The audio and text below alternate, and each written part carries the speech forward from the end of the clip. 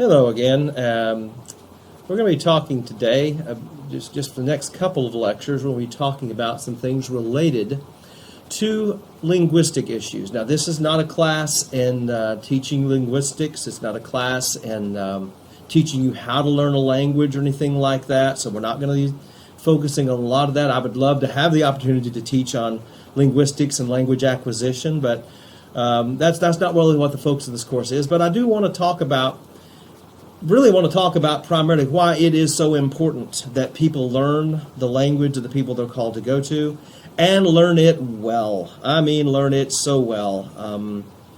You will never understand how important language acquisition is until you're actually being able to sit there and have conversation with people using words they understand, using terms they understand, using things that reach their heart. Until you do that, you can't understand how important it is to learn their language and learn it thoroughly.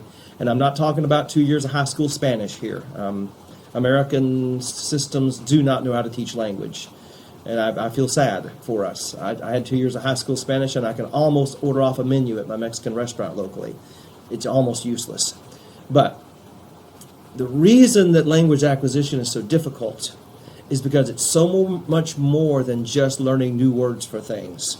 And so we're going to talk a little bit about some of the challenges and some of the things that we have to deal with in language.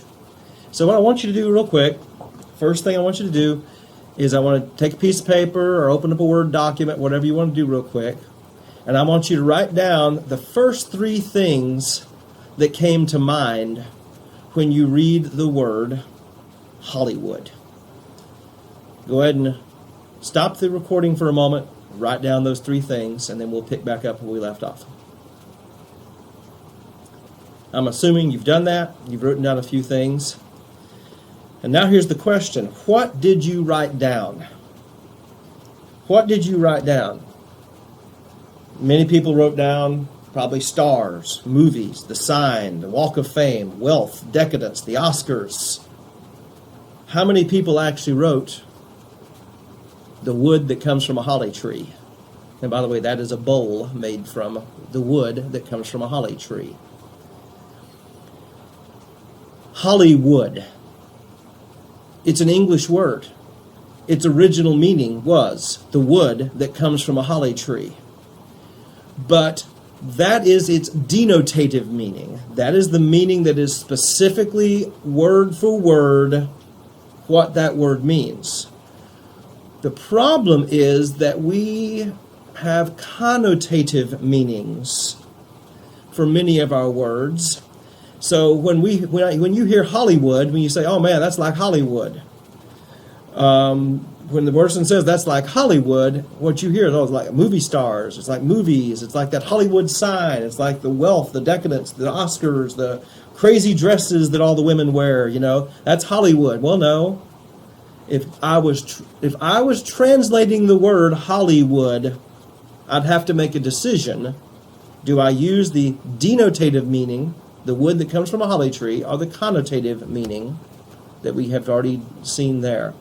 So we're going to talk a little bit about linguistic challenges and how it relates to communication, connotative meaning, and colloquialisms. Now, if you haven't heard the term before, colloquialisms, those are sayings that people use that don't mean what they say, but they mean something else related to what we think they say. Colloquialisms, I'll describe colloquialisms more later on in this lecture. So I'm going to talk first of all about the biggest challenge to language. And one of the biggest problems with language is that we don't actually mean what we say. All right? We are guilty. We do not mean what we say. We say phrases, we say words and sentences, but we do not use those words or sentences in a precise way. And you don't really, here's the deal. It's not that big a deal as long as you're working with people of your own linguistic group. It may be a challenge because there are differences in regional phrases that mean something to one and don't mean something to other. There are differences in not just cultural but also age groups. people from particular age groups have different ways of slang and sayings that they have that may create a challenge in communication. But you really notice this when you try to cross into another culture, into another language group. You can see a few of those that I've written up there that are common at this moment. Now, this here in a few years, if you're watching this video, you might remember when this was the phrase, but that phrase is not the end phrase anymore. But like you're talking to someone and a person says, oh, I mean, like he's super rich. He has a ton of cars. Okay, break that sentence down for me if you're translating it to another language. He's like super rich. Okay, now super is a descriptive word that refers to something being extraordinarily outside the normal, almost supernatural. Rich, is he referring to food? Well, or is he talking about financial wealth? Don't know. He has a ton of cars. Well, a ton is 2,000 pounds. Each car that he has probably weighs at least 3,000 pounds. Does that mean he only has one car that only weighs 2,000 pounds? Or does it mean quite a few cars? He has so many cars he has nowhere to park them. You see, that's just one. This was actually the reason I threw these second two in. These are ones that came into existence before I returned from Latvia, and I had to deal with them when I got back to the States. That party was lit. All right. Understand, an outsider who hadn't been here while this phrase was being developed, my only thing I could think of was, okay, that means the lights were on because it was lit. Or, I've got to refer you back to the 1980s when we used the term lit to mean drunk. Oh man, he was lit. Did lit mean drunk? No, it didn't. Lit didn't mean drunk. But when we said, oh man, he was lit, we meant he was drunk. Now that party was lit means that, I don't know exactly what it means. You know what it means better than I would. Basically, it means that it was amazing, it was awesome, it had a lot of positive aspects, it was very exciting, very energetic. Okay, so, but you can see, that party was lit doesn't mean what it says it means. One of my other ones that I challenge students on this one all the time. Would you like a drink? I'm good. What does that have to do with wanting a drink? I'm not thirsty. No thanks. Those are words that mean things. I'm good. Well, actually, the scripture says there's none that doeth good, no, not one. So, in fact, you're not good. So, do you want a drink? Anyway, you can see I deal a little bit with some sarcasm when it comes to linguistic issues. But these are just evidences of the fact that we don't actually say what we mean. And here's the problem. Neither do people of other linguistic groups. They don't use the words we think they ought to use to say things, just like we don't use the words that we ought to use to say things. Real quick, pause the recording for a second and write down just a couple of more colloquial or slang sayings that might come to mind. Just kind of exercise your brain a little bit to think of some other things that we say that we don't really mean what we're saying when we say it. Moving back in, just want to introduce you to a few of the colloquial sayings that I dealt with in Latvia. And the great thing about these colloquial sayings is the fact that they are perfect illustrations. And you can see the little green box over there. We'll talk about it first. The challenge of a colloquialism is that a person could know all the words in the phrase, know how to say and pronounce those words, know what those words mean, and still not understand the actual meaning of the phrase unless you understand the cultural story or the situation behind that meaning. Once again, because we had good teachers, we learned colloquialisms from the very beginning of our study. We did not just learn basic Latvian. We learned colloquial Latvian. We learned to speak not just in the basic equivalents. We learned to speak like the people on the street were speaking. And that was just a really good blessing of having good language trainers. But it would be possible for a person to know a lot of Latvian words, to know how to say the words, know what the words mean, and still not understand these particular phrases. So here's a couple of them. List kājāņi. That's the first one. You can't read it there. Viskayani. Okay, the three words there is rain, like, on John. Rain, like, on John. What in the world could that mean? That rain like on John. I can translate those words for you and you go, no idea what you're talking about. All right, here's the deal. Midsummer's Day in Latvia, it's called two things. It's called, and Midsummer's Day is June 21st, 22nd, 23rd. It's the time period that has the longest days in the Northern Hemisphere. And in Latvia, that's a big deal because the longest days, it's daylight all the time. The sun only sets and goes down for about 3 hours, so you got like 20 hours of daylight, and so midsummers is a really big deal in Latvia. One of the names for it is called Ligo, L-I-G-O, and you can find that online. Another one's called, the day after Ligo is called Jana Diena, John's Day. John's Day is a day celebrating St. John. It was something that the Catholic Church and then the Lutheran Church brought in to try to get these pagans to associate something Christian with this midsummer celebration. But anyway, there is a traditional situation where because of the weather patterns in Latvia, it is not unusual to have heavy, heavy rain around that time period. I don't know why. It's just that way. It is a situation where I'd say 8 out of 10 years, there are heavy rain storms on John's Day. It is so common that when you have a heavy rainstorm sometime back in May, someone will say to, list arakayani. It's raining outside like John's Day. And that is a common phrase. If a person say, how was your trip to the beach? Oh, it was terrible. Liakayani. It rained like on John's Day. Everybody in Latvia, because of the colloquial understanding, understands what that means. But that's the problem with colloquialisms. You have to be able to decode the colloquialism. The second one there, Pets Yaunagad. Pet Yaunagad. And literally, its translation is after New Year. After New Year. That's a pretty simple phrase. But starting around December 3rd, you start hearing this phrase constantly. It is, everywhere you go, you hear the people, Pets Yaunagad, Pets Yaunagad.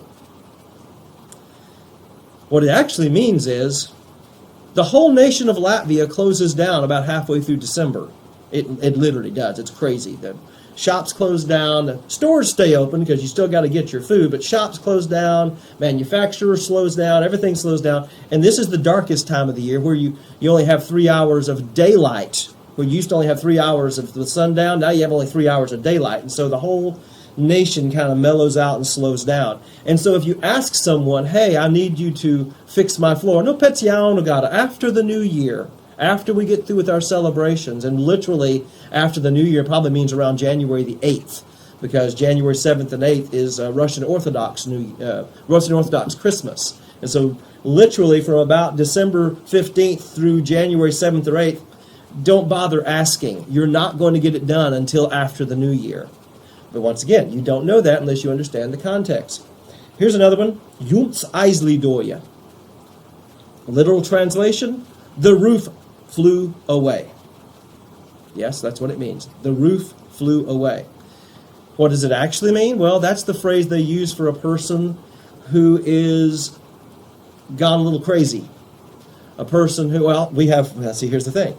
The only way I can really describe this one is using American colloquialisms.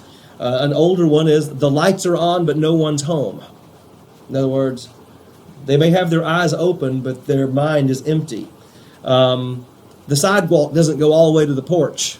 In other words, there is a house there, but there's no point of connection. Latvians, when they're saying that means this person is not really connected to reality. He went crazy. He's separate from reality.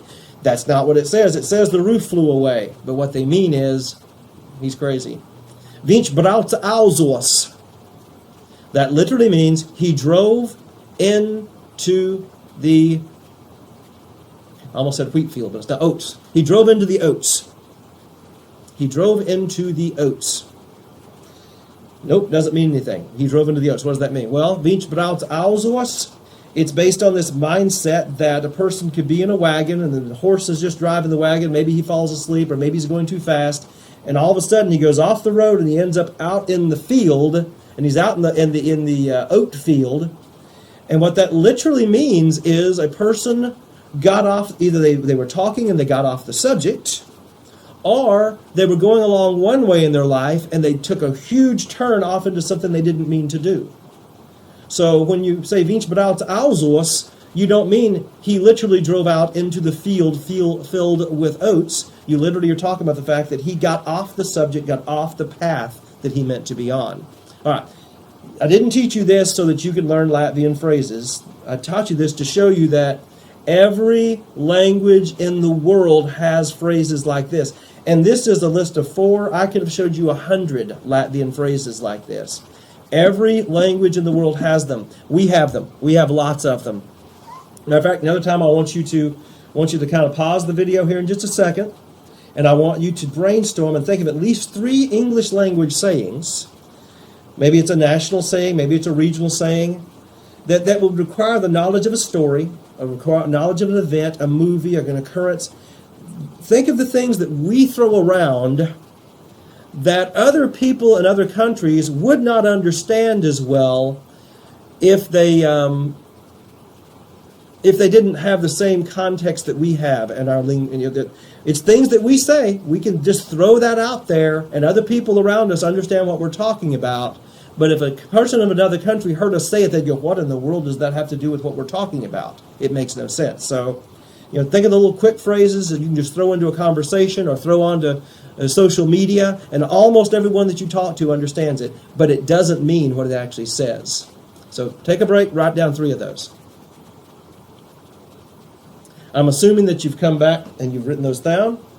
I've got a little short list, and actually I got to thinking about this, and really the best way to find these right now is look at memes. If you don't know what a meme is, that means you're old like me. A meme is one of those little square things that you can put on Facebook or Twitter or something like that that's a picture from a movie and has a saying around it. Some of the older phrases that people still kind of throw around is beam me up. Oh my gosh, well, just beam me up. Well, what is that referring to? Beam me up. Well, those 3 words don't mean anything if you just translate them literally. But if you have a background in the United States and you have any background in Star Trek, you understand beam me up. They had the ability, they had a technology that allowed them to take a person and remove them from a situation and put them back on their ship. It was a beaming technology, transporter technology. So when we say beam me up, it's like, oh my gosh, I just want to be out of here. All right. Oh man, he was doing that like a Jedi. Like a Jedi? What? Jedi is not even an English word, by the way. What do you even mean, like a Jedi? Now, to tell you the truth, this is one that might translate into most of the European countries, because Star Wars has been in the European countries. Russia had Star Wars. I think even China. So anywhere that they had Star Wars, that one might translate okay. But so I looked up a couple of memes to give some other examples. One of them that's really popular right now is, "One does not simply walk." And of course the phrase is "walk into Mordor." That's actually taken from the Lord of the Rings, but people say one does not simply walk into a classroom filled with 4-year-olds. That's a common phrase. And once again, here's the deal. Most of us have seen those movies. Most of us understand that reference. We understand that it means it's kind of a double meaning joke. It's talking about something that's really serious, really difficult to do, but we just throw that meme out there, and it makes sense to people. This may be a little bit old, but you might have heard this one: the red pill or the blue pill. And that's actually referencing the movie The Matrix, where he had to make a decision. Take the red pill and this happens. Take the blue pill and you go down the rabbit hole. I may have got those reversed, but we throw that around about somebody. You got to make a decision, and the decision you make is going to take you on a different pathway.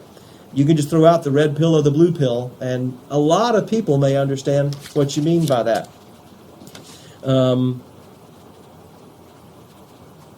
Another one. Oh, this is from the Spider-Man movies. With great power comes great responsibility. It's one that got thrown around quite a bit. Once again, a classic one from the Star Wars. Again, I am your father. when somebody has something that came out of nowhere that's kind of surprising. I am your father. That's this. No, there's no way that could possibly be true, but it is type thing. So anyway, all the purpose of this was, once again, there are so many others. You probably wrote down some that are more recent. If you want to send me an email with your list, I'd love to see them, because I love to update my understanding of different colloquialisms that are being thrown around. So please feel free to send that along. But the important thing to realize is that just like we have all these things, we say a lot of things that we don't mean. We use a lot of words that don't mean how we're using those words. That is true in every country and every nation. So how do we address these linguistic challenges? Learn the language thoroughly. Okay? Learn the language thoroughly. I am so thankful that now we have the ability to go online and pick up phrases and learn a few things. Any country I go to, I'll spend at least 6 or 8 weeks before I go to that country learning how to say good morning, good night, hello, how are you? I learn my numbers from 1 to 10, and then I learn the 100s. I learn some basic phrases that are just thrown around in normal conversation.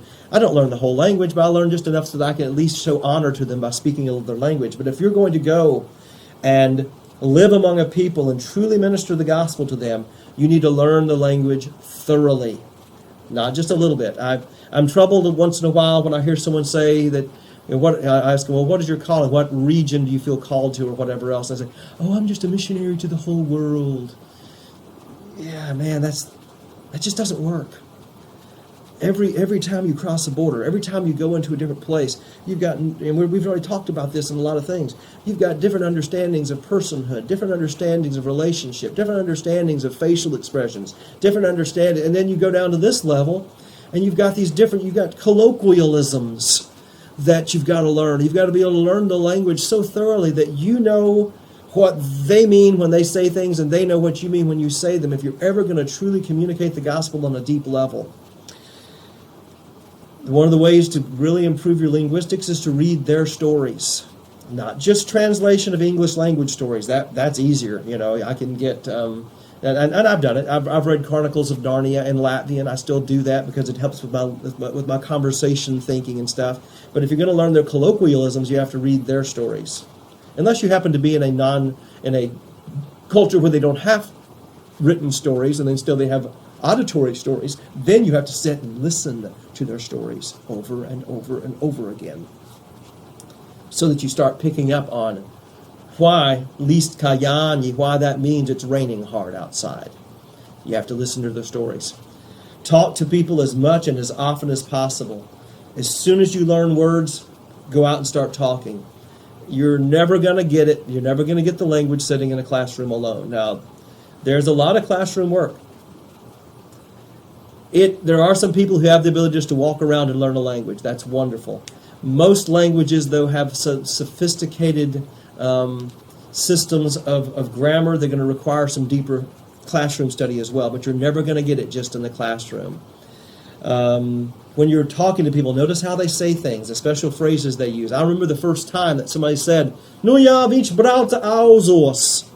And I'm going, okay, I knew those words. He drove into the oats. I have no idea what that means. What in the world is he talking about? I happened to have a friend at that meeting. It was a meeting of a bunch of people. We were doing a weekend Bible Institute. And I had a friend at the meal. I said, what did he mean when he said he drove into the oats? What does that mean? He thought it was so funny. And yeah, that means, and he told me the meaning of it. I wrote it down, and I told my wife, and we shared. We were always finding the new clue. Even today, I still read in Latvian almost every day. I'm still finding colloquial sayings that I didn't know, even after I spent 15 years there.